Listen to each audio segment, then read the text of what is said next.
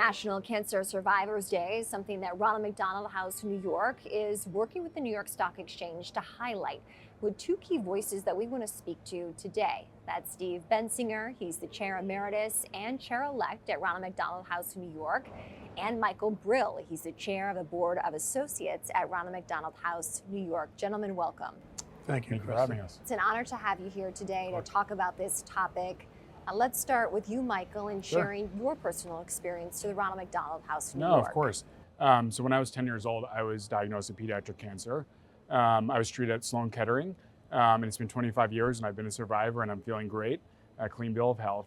But when I was looking when in my 20s for an organization that I can kind of pay back, knowing that I'm very lucky to be here today, I was introduced to the Ronald McDonald House. And actually, when I first met with the Ronald McDonald House, I realized that I had been offered that spot when I was 10 years old with cancer as well.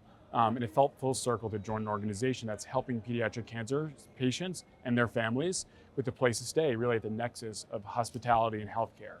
And it's really a way for me to give back, knowing that I'm very lucky to be here today.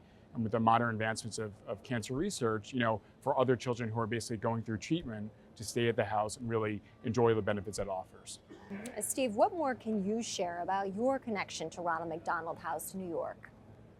So Kristen, I've been involved with the house for over 20 years. I was introduced to the house at that time by an insurance industry colleague of mine, and started out by participating in and then sharing our Skate with the Greats fundraising event, which is an annual event in partnership with the New York Rangers that takes place every year. It's a fantastic fundraiser for us. And then took a tour of the house shortly thereafter, and I was absolutely hooked right from the beginning, and joined the board about 20 years ago. Have been involved on a very, very significant level ever since. As you noted, I was chairman of the board actually through the entire pandemic, which was an interesting time to be in that role.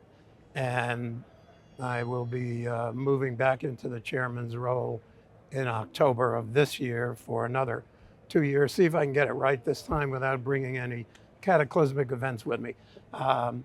I was, on a more personal level, diagnosed with lung cancer a little over 2 years ago in early 2023. And I told everybody now I feel like I'm on the inside looking out, where before I was always, really on the inside, but more on the outside looking in. So it's really been an amazing 20 years for me. Well, we so appreciate both of you sharing your personal stories and connections here to Ronald McDonald House. And on National Cancer Survivors Day, what do you think, Steve, is the message you want our viewers to know, people who will see this content? Well, there's a lot. First, I would say that the advances in medicine that I've witnessed in the last 20 years being associated with the house have been unbelievable. When I first joined, about our kids' survival rate was in the 20s. It was 25%. And today it's 80% and continuing to move up. And what we provide at Ronald McDonald House New York is all of the social determinants of health that Michael mentioned earlier. We provide them with free housing, with food, with transportation, with programming, with cohort groups that they can really feel like they're at home in a normal environment. And if it weren't for us, most of these kids wouldn't be able to have this treatment. It is incredible, the work that is happening and those statistics that you shared in terms of the advancements that is saving lives for many of these children. Michael, I want to hear from you in terms of what you think the message should be on National Cancer Survivors Day. I think there's two main parts. It's awareness of what cancer is, knowing that there are a lot of people that are lucky to be here today for it, and something of the medical advancement aspect, but it's also celebration, because there is so much medical advancement, and there are people that can tell their story, and that we can give back as well.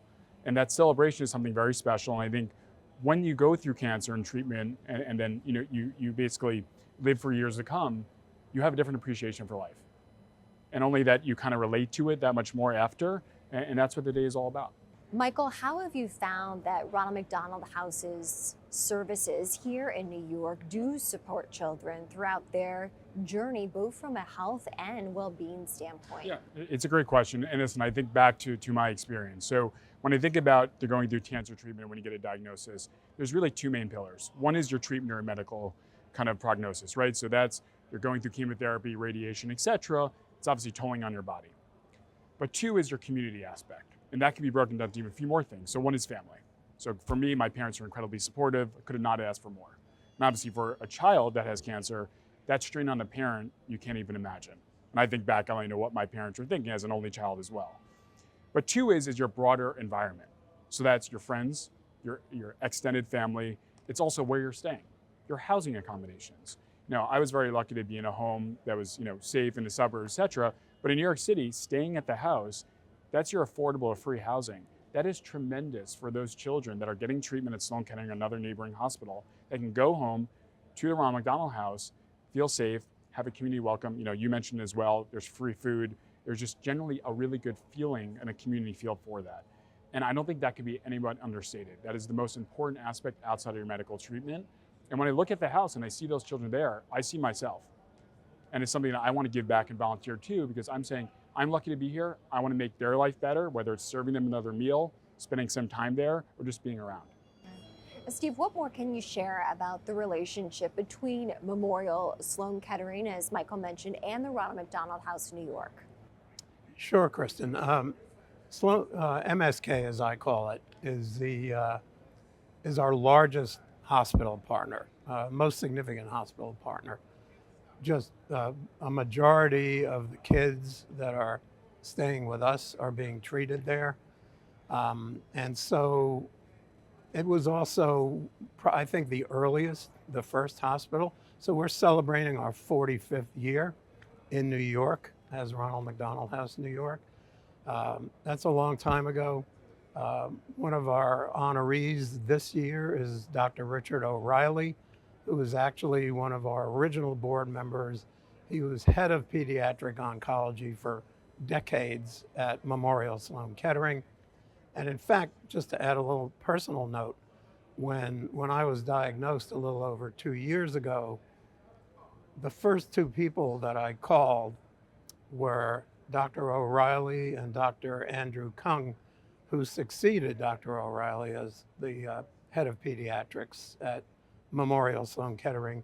And I said to them, if you were me, how would you handle this? And they put me in touch with their best at Memorial Sloan Kettering, and the treatment was thankfully really successful.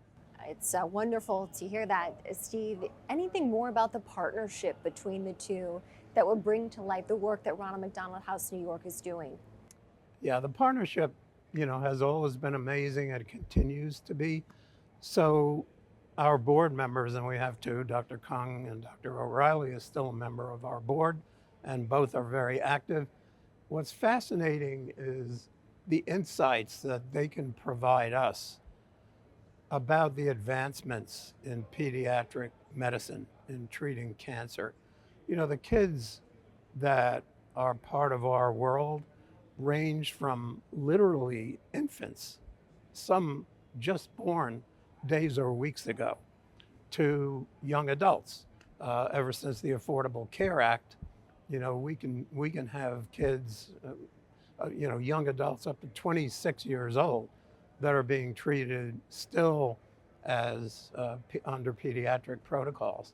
So it's just that continuous stream of knowledge that they provide to us is really useful to actually ensure that our services and everything that we need to provide to these kids and their families is keeping up with the most current trends. Mm-hmm.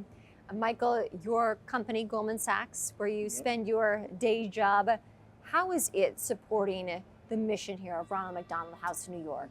You know, Goldman has been supporting the house since the 1990s. So before I've been working there for over a decade. I'm just proud to be, at an employer that supports the house to the extent that it has thus far. Yeah, and what about for your firm, Steve? So I'm a member of, I'm a senior advisor at Howden Re, and Howden Re has been a very generous supporter as well for the house over the years. In fact, one story I think is interesting. It's not just money, but it's also volunteering, and I know the same goes with Yep. Goldman. We have phenomenal people on our team, as you do, Michael, and we had the first barbecue on our beautiful outdoor terrace post-COVID, post-pandemic, a couple of years ago, and everyone was just waiting, and the entire event was sponsored by and volunteered by my fellow Howden Re colleagues.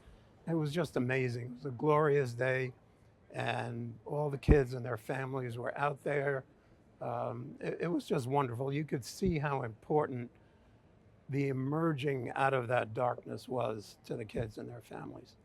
Well, I'm happy to hear that. And of course, I'm sure the corporate support does go a long way. So to that end, how would you recommend that companies who might be interested in partnering and supporting Ronald McDonald House New York get involved? Michael, we'll start with you. So listen, there's many different ways to do so. One is volunteering with the house. And I think one of the most powerful things about the house is once you see it, you're actually that much more drawn to it. It's great to hear about it, but once you walk into those doors and you see the families and you see the operation itself, and also I can say the people that work at the house are incredible. And I think that is something that a lot of people don't realize. The people that work at that home are dedicating their lives to making better for those families and children. And when you walk in there and meet them, it's honestly just incredible. So I think volunteer is a key aspect. Then from the financial aspect, if you want to touch on that, Steve. Yeah, so we're a big operation. Michael mentioned we're at the intersection of hospitality and healthcare. We operate a very large presence in New York City. Our main facility has 95 rooms, including 6 immunosuppressant suites for the most vulnerable children who really have to be isolated from everyone else. I think they're the only ones of its kind in New York City, at least the last I heard that was the case. And we've also now built 4 family rooms inside of 3 public New York City hospitals and 1 Montefiore in the South Bronx. All of them are in the most underserved communities of New York City, and they're there to provide the services that we offer on site in the hospitals, particularly for the parents who are really going through a very, just a really tough time, with their kids going through what they're going through. So we're expanding our mission, and funding is it's a big machine to feed. Gentlemen, thank you so much for joining and sharing your stories and connection, of course, to Ronald McDonald House New York. We appreciate it. Thank you. Thank you, Kristen. Thank you.